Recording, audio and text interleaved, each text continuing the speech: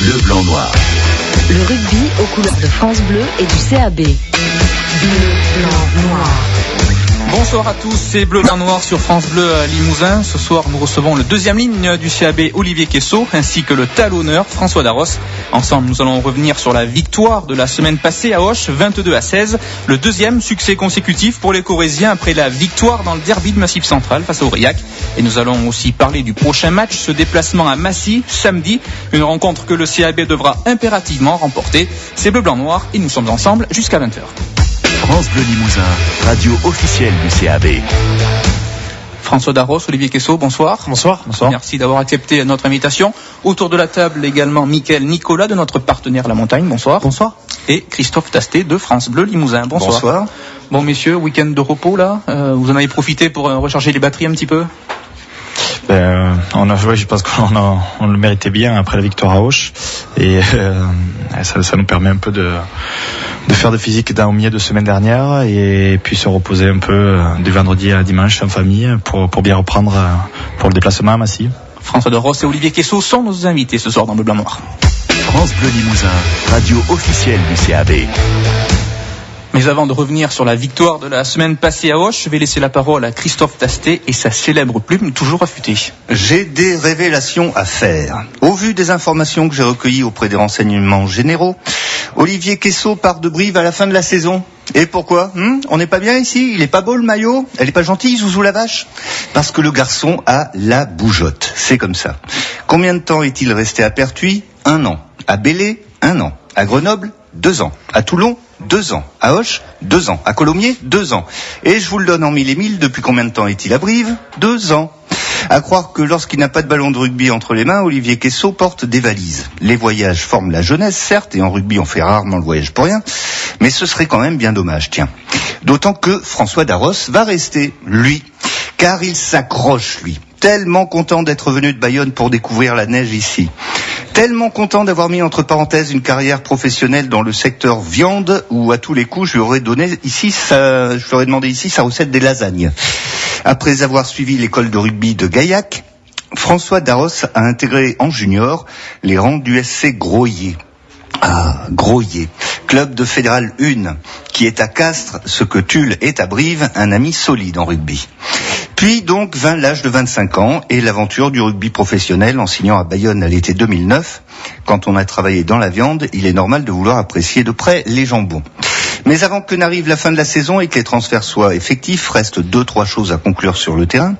À commencer par un déplacement à Massy ou une victoire avec bonus offensif, allez, ne serait pas une mauvaise idée.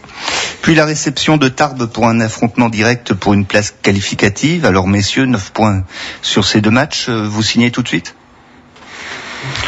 Je vais répondre 9 points, 8 points on signe de suite. Voilà, 8 points déjà, c'est vraiment l'objectif de 2 victoires. Je pense que le déplacement à Massy sera vraiment périlleux. Donc à nous de tout mettre en œuvre pour pouvoir ramener la victoire. La victoire déjà serait belle. Voilà, 4 points après, bien sûr, si on peut aller chercher un point supplémentaire sur ces 2 matchs, voire 2, on ne s'en privera pas.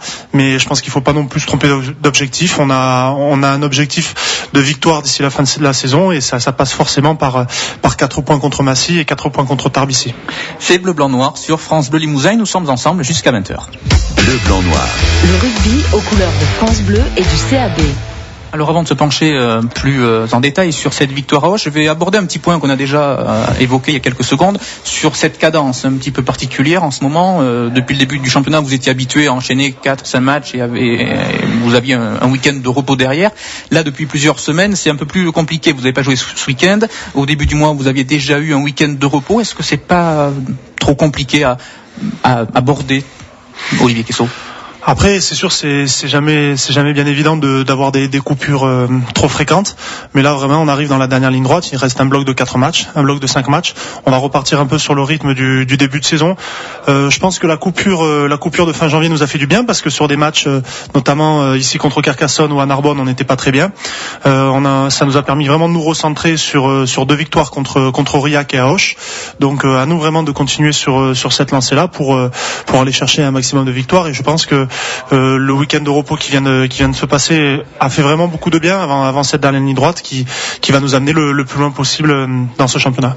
Oui, d'autant que là, François Darros, ça va être le sprint final, comme vient de le dire Olivier, avec un seul week-end de repos lors des 9 dernières journées. Ça va être assez intense. Oui, ça risque d'être assez intense, enchaîner tous ces matchs.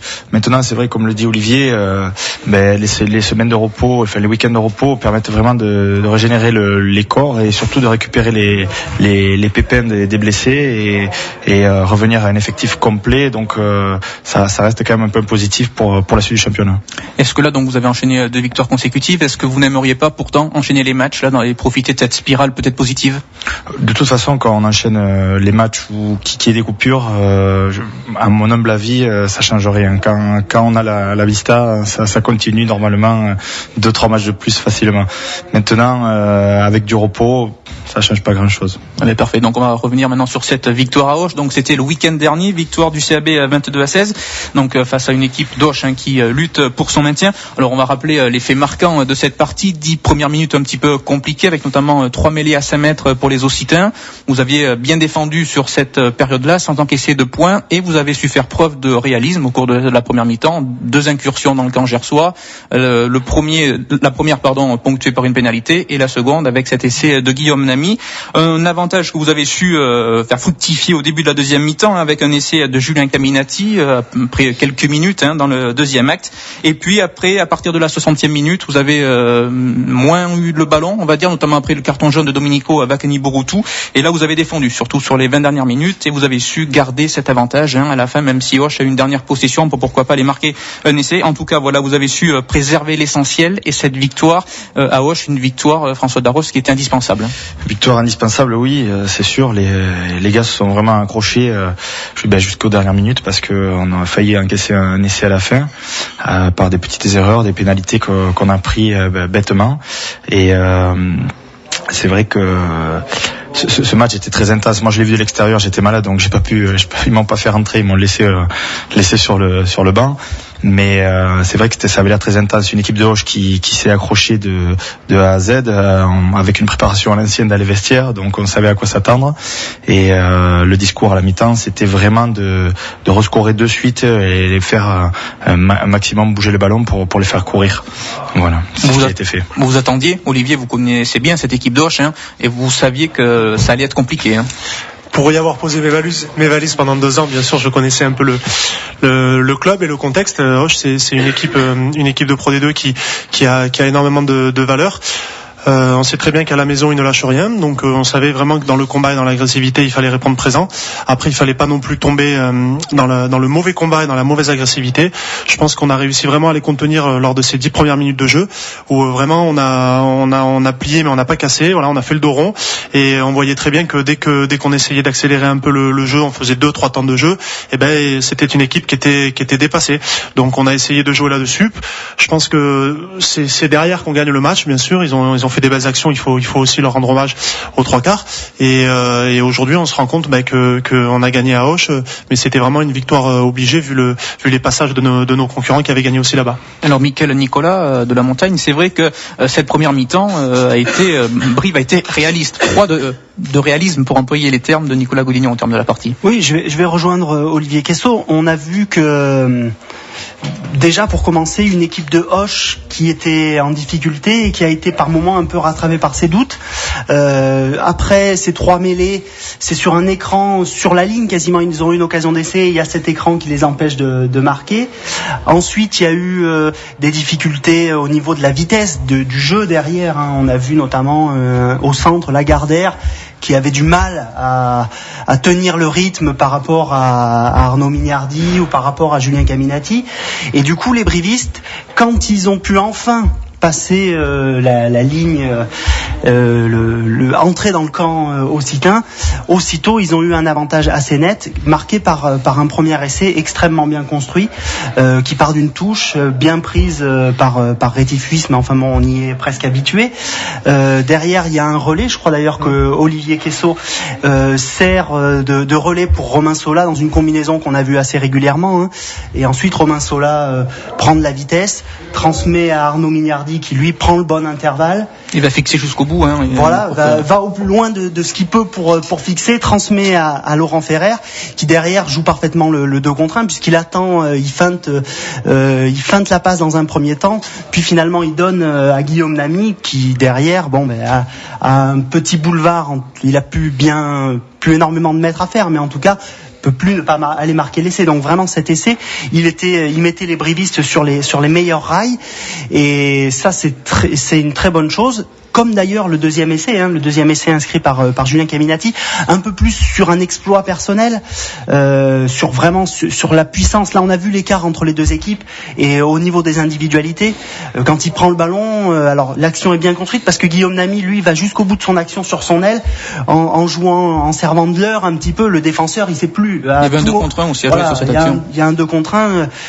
Julien Caminati va tout seul, s'il passe, il y a aussi essai, donc ça c'est très bien joué. Et puis pour revenir à ce que disaient François Darros et Olivier Quessot, là où le CAB a bien joué entre guillemets, c'est de pouvoir résister, parce que à partir de la deuxième mi-temps et après ce deuxième essai, les Occitans ils ont vraiment durci le jeu, pas d'ailleurs dans le meilleur sens du terme, mais parce que à ce moment-là il fallait qu'ils fassent exploser entre guillemets quelque chose, qu'ils essayent de taper un peu du poing sur la table, de perturber les brivistes, la mécanique briviste. Ils l'ont assez bien fait, malheureusement pour eux ils l'ont trop fait.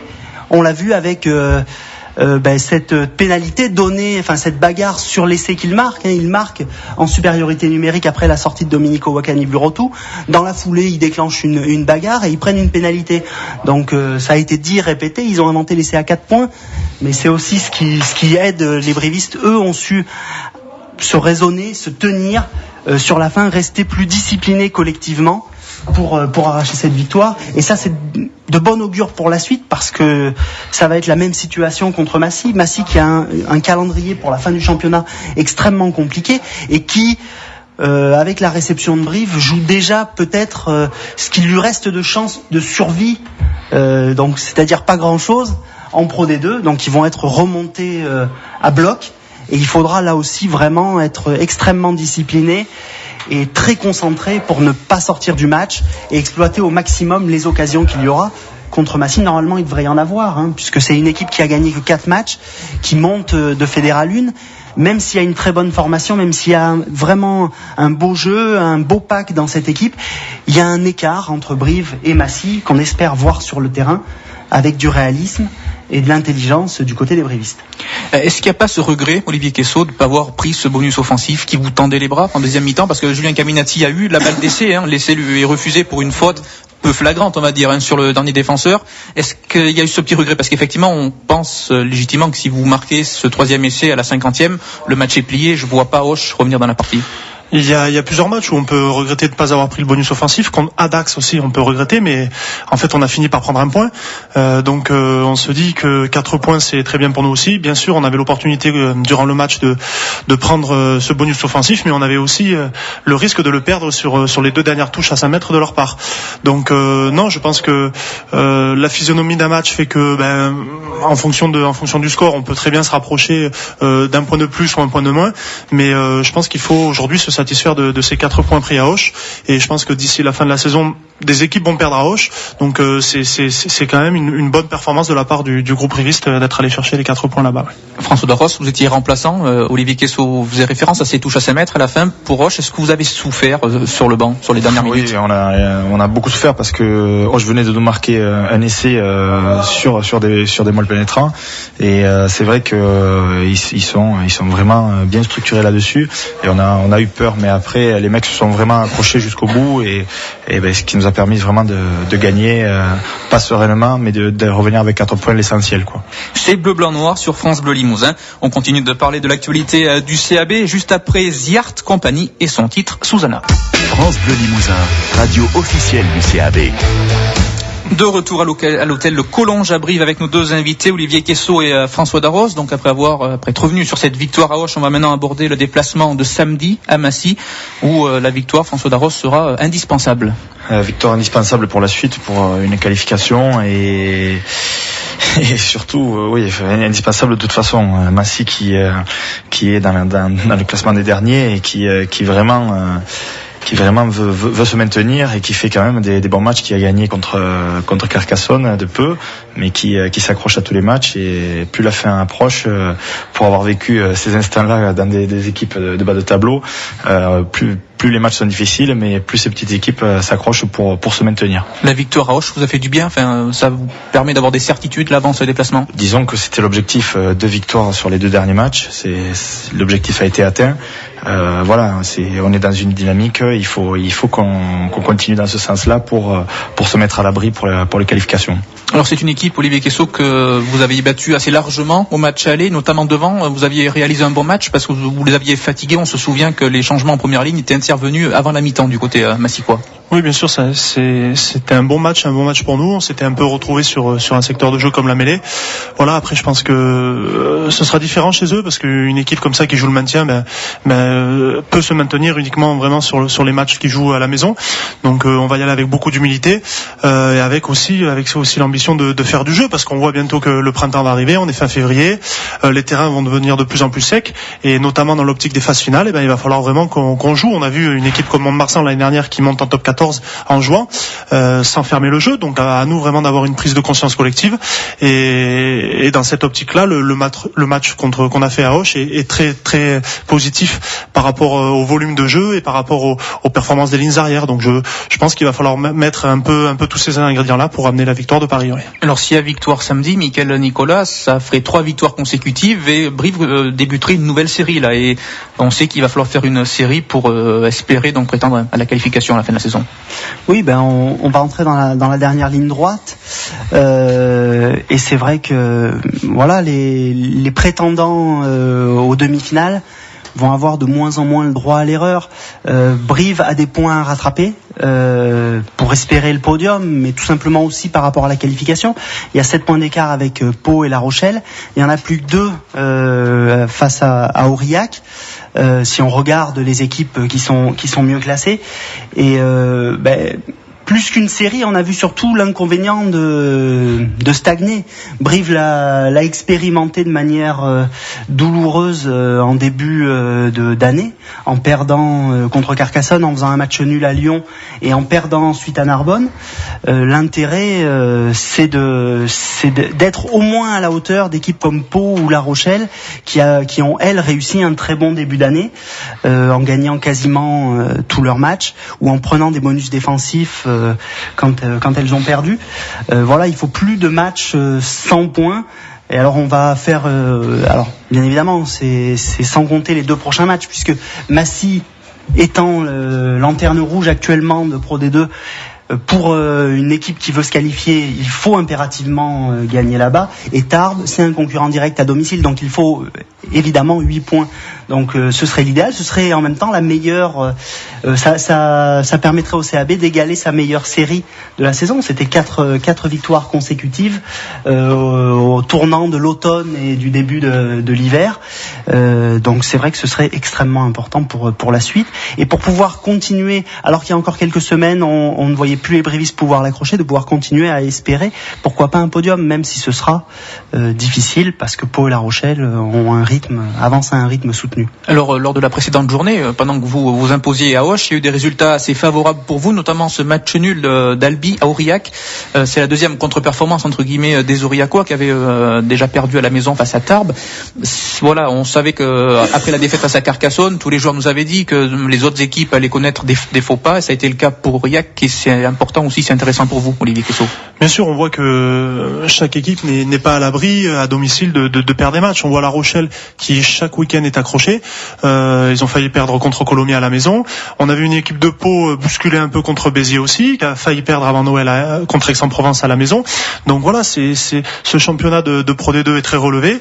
Tous les matchs sont disputés, et on se rend compte que aucune équipe n'est à l'abri par rapport à un match prétendu facile. Donc aujourd'hui, voilà, on se rend compte qu'on a encore 9 matchs, pas mal de matchs contre nos concurrents directs, notamment Tarbes à la maison, La Rochelle à la maison. Donc voilà, à nous de vraiment prendre conscience du fait que, et je suis persuadé aujourd'hui que le podium, on peut aller le chercher. 7 points aujourd'hui, c'est pas grand chose. Il reste 40 points à aller chercher, donc il faut vraiment qu'on y arrive. On va rappeler le classement, pardon. Donc La Rochelle est deuxième avec 66 points, à égalité de points avec Pau, troisième, Aurillac 61 points, Brive 59, Tarbes 57. Tarbes, ça va être un candidat quand même assez sérieux, parce que quand on voit leur calendrier qui leur reste là sur les dernières journées, ils vont recevoir Albi, Massy, Auch, Dax, Colomiers, des équipes a priori inférieures, considérées comme plus faibles. Ça, vous la craignez, cette équipe de Tarbes, François Darros?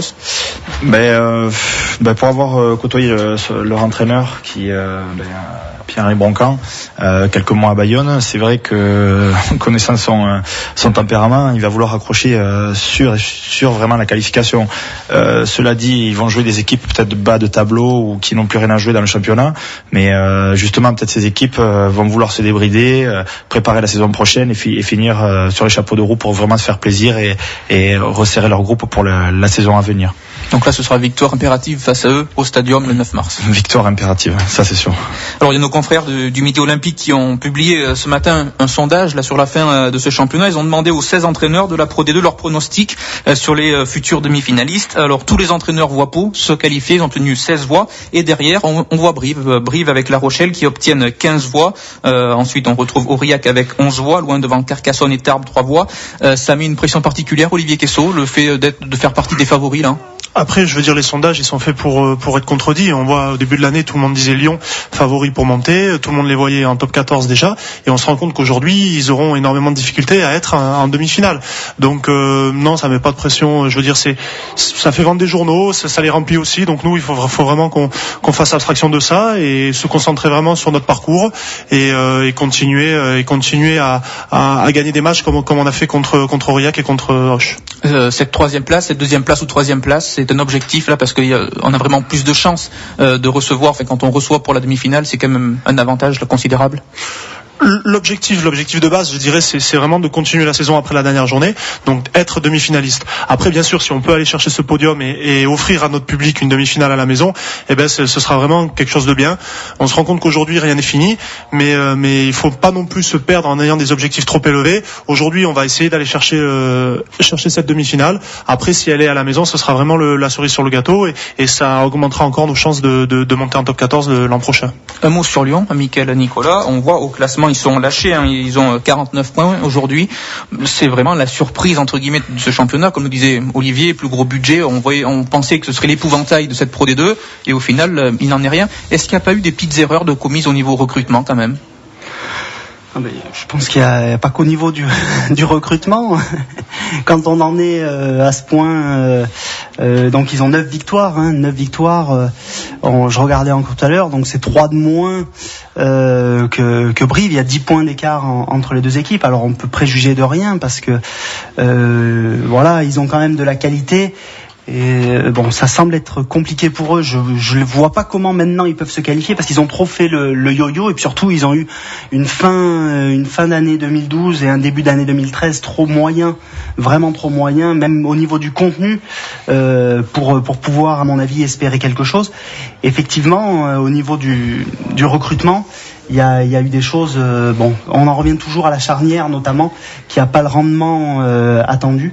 Et puis des joueurs qui peut-être ont commencé à penser à la suite. On pense à Grosso qui va partir à Castres ou à d'autres et qui ont peut-être pas la tête dans le contexte à donner tout leur plein potentiel. C'est Bleu Blanc Noir sur France Bleu à Limousin. On se retrouve dans quelques minutes juste après ce titre. Gilberto Gilles et son titre plus exactement Toda Menina Baiana. France Bleu Limousin, radio officielle du CAB.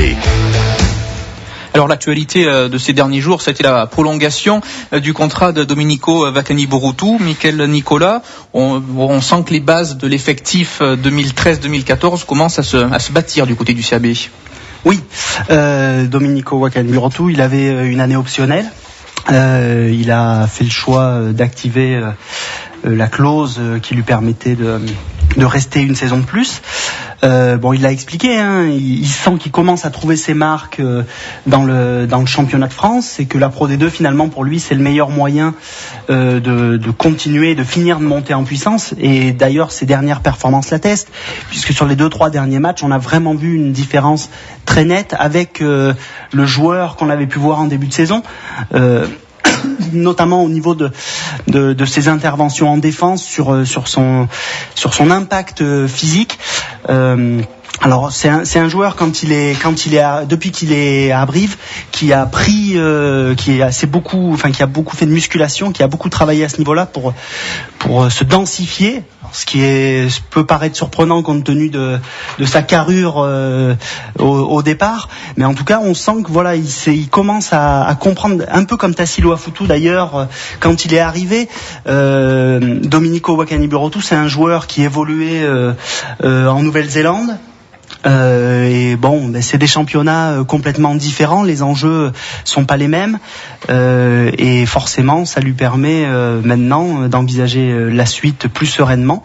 Et pour le CAB aussi, qui sait qu'il va avoir au moins un homme de base pour construire sa troisième ligne. Maintenant il va falloir avancer avec des joueurs comme Petrus Oman, que le CAB veut également conserver. On sait que Saïd Iresh sera encore là. Julien Ledevedec est en discussion pour une prolongation.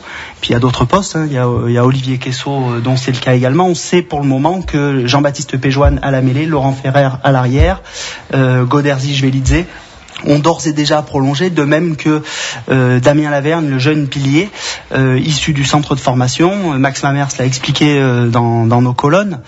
C'est l'ambition du club d'arriver à terme, de miser de plus en plus sur sa formation. C'est un indice, ou en tout cas un témoignage de cette volonté au travers de la prolongation de Damien Laverne.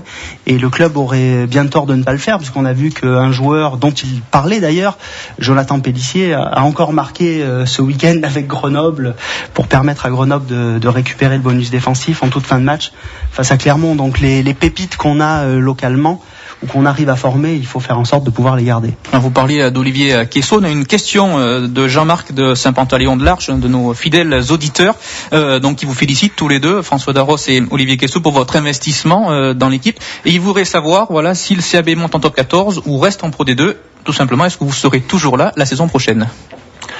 Olivier Quessot. Pour l'instant, je peux pas vraiment répondre par l'affirmative ou par la négative à cette question. Ce qui est sûr aujourd'hui, c'est qu'il y a une volonté du club comme de moi-même de continuer l'aventure ensemble. Après il faut voir, il faut qu'on s'accorde ensemble, il faut voir à quelles conditions. Aujourd'hui on est en négociation, on n'a pas encore trouvé d'accord, mais c'est en bonne voie. Donc voilà, par rapport aux renseignements généraux de la chronique du début de l'émission, qui sont peut-être pas si bien renseignés que ça.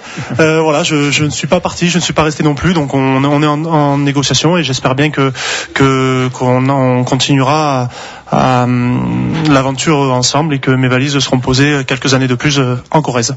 Parfait. François Darros, donc vous êtes arrivé en cours de saison comme pigiste médical suite à la blessure de Guillaume Ribes au poste de talonneur.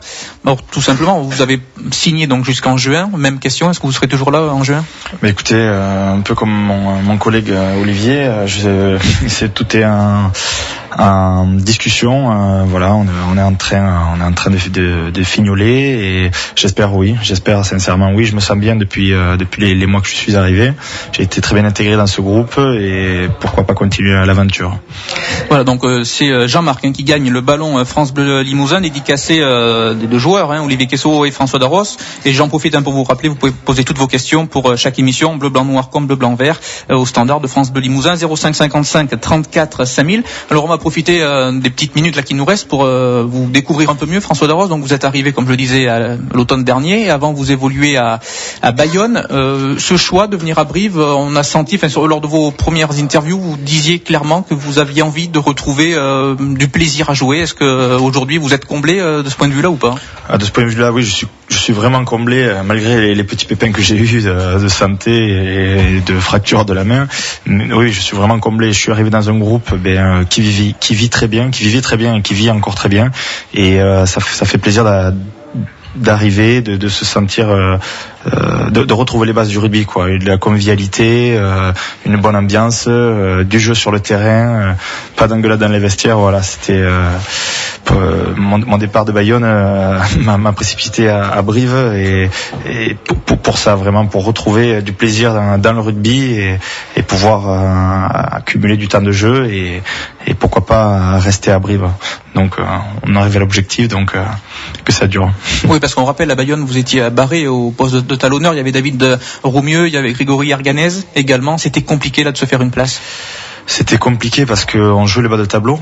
Je sais, à part il y a 2 ans où on a failli se qualifier à la dernière journée, et en jouant le bas de tableau, les entraîneurs prennent pas de risques, ils font vraiment jouer les titulaires et ne donnent pas la chance vraiment aux joueurs. Et sachant qu'à Bayonne, en plus, on a changé d'entraîneur, j'ai connu 7 groupes d'entraîneurs en 3 ans et demi, donc pour vraiment reprendre de la confiance, c'est très compliqué, et pour prouver ce qu'on vaut aussi quand on joue les bas de tableau. Alors vous avez un parcours un petit peu atypique, puisque vous êtes passé de la Fédérale 1 au top 14 directement. Vous avez fait le grand saut. Ouais, après France Amateur, c'est Olivier Magne qui m'a un peu pistonné avec Richard Dourte au moment où Arnaud Egui s'était blessé contre le Stade Toulousain, et il m'a proposé de rejoindre Bayonne. Évidemment, quand on arrive de Fédérale 1, c'est le rêve de tout joueur, surtout à 25 ans, quoi. C'est vraiment tardif, et du coup j'ai foncé et j'ai aucun regret, sincèrement. Oui, parce que donc c'est cette sélection, vous avez 4 sélections avec l'équipe de France amateur, et c'est ça, voilà, qui vous a permis qui a débouché sur le contrat à Bayonne. François Darros et Olivier Quesso sont nos invités sur France Bleu Limousin. On se retrouve dans quelques petites minutes avec les traditionnels cartons blancs et cartons noirs. Mais avant cela, place aux Rolling Stones et leur titre Sympathy for the Devil. France Bleu Limousin, radio officielle du CAB. C'est la dernière partie de Bleu Blanc Noir depuis l'hôtel Le Collonge avec les traditionnels cartons blancs, cartons noirs. On va commencer par Olivier Quesso. Alors, carton noir, on va commencer par le carton noir, c'est plutôt sur le côté obscur du sport. Aujourd'hui, on voit beaucoup de scandales qui explosent. Le scandale Karabatic sur les paris, le scandale de l'attribution de la Coupe du Monde au Qatar, qui aurait pu être acheté. Oscar Pistorius qui apparemment, même si aujourd'hui on ne sait pas vraiment tous les tenants et les aboutissants de l'histoire, mais voilà, aujourd'hui, ce côté obscur qui fait un peu mal au sport, parce que le sport, je pense, véhicule des valeurs et ça n'aide vraiment pas ces valeurs, tous ces scandales qui explosent aujourd'hui. Carton blanc. Voilà, le carton blanc tout d'abord aux supporters brivistes ayant fait le déplacement à Auch. Voilà, parce que ils nous ont bien soutenus, ils ont fait du bruit comme il fallait, ils nous ont vraiment attendu à la fin du match alors qu'il faisait bien froid. Et voilà, aujourd'hui on a besoin d'eux. Si on va chercher quelque chose à la fin de l'année, ce sera, ils auront aussi leur part de responsabilité. Et voilà, aujourd'hui on ne demande qu'à construire quelque chose ensemble. Et on est très très fiers d'eux, de leur déplacement, et à ma fille qui arrive dans un mois. Voilà, tout simplement. Eh bien, parfait. François Darros, carton blanc, carton noir. Alors, carton noir, je le mettrai pour le journaliste qui a embêté William Servat. Voilà, tout simplement. J'en dirai pas plus, tous les détails, je pense que tout le monde les a vus. Et carton blanc, je dirais pour la Saint-Roméo, qui est le prénom de mon fils. On rappelle, pour le carton noir, c'est notre confrère Christian Jorena de l'équipe, effectivement, qui a été un petit peu secoué par William Servat en conférence de presse après la victoire ce week-end face à Bayonne. Carton blanc, carton noir, Michael Nicolas. Carton blanc, la victoire de l'équipe de France en Angleterre. Non, c'était donc une blague. Donc carton blanc, j'en ai parlé tout à l'heure, au premier essai des brivistes à Auch, ça a montré leur caractère et surtout leur réalisme, et le fait que derrière, même si on l'a trop peu vu cette saison, il y a du potentiel et de la qualité individuelle. Et mon carton noir ne sera pas pour l'équipe de France, mais on pourrait encore malheureusement le mettre à l'équipe de France. Donc voilà. Christophe Tastet de France Bleu. Carton blanc à l'ancien briviste Anthony Classen pour son entrée dans le tournoi Destination. Je crois qu'il n'a pas touché un ballon. Donc ça valait bien le coup d'apprendre la Marseillaise. Et puis carton noir à la neige. Je comptais aller voir Tulle hier et puis on n'a pas eu. Et non, annulé à cause du terrain gelé. Voilà. Michael Nicolas, un petit mot. Oui, un tout petit carton blanc supplémentaire.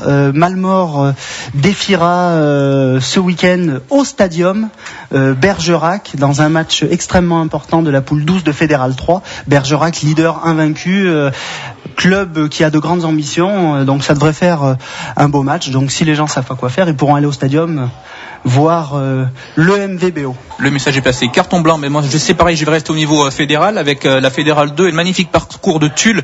Tulle qui a battu la semaine passée, je ne sais plus, c'était Lormont, voilà. Lormont avec Vincent Forgue. Tulle qui l'a emporté, donc a pris la première place. Malheureusement, donc ils n'ont pas joué hier, mais en tout cas ils sont bien placés pour se qualifier, pour disputer les phases finales et pourquoi pas accéder à la Fédérale 1 la saison prochaine. Et carton noir au staff de l'équipe de France qui pendant des matchs s'est entêté à faire jouer Wesley Fofana à l'aile, alors que quand il est centre, on a vu ce week-end, ça change pas mal de choses. Donc voilà, c'est pas mal aussi de faire jouer leurs joueurs à leur vrai poste. Voilà, c'est la fin de cette émission. Déjà, merci Olivier Quessot, merci à François Darros d'avoir accepté notre invitation et bon courage pour samedi. Merci à vous.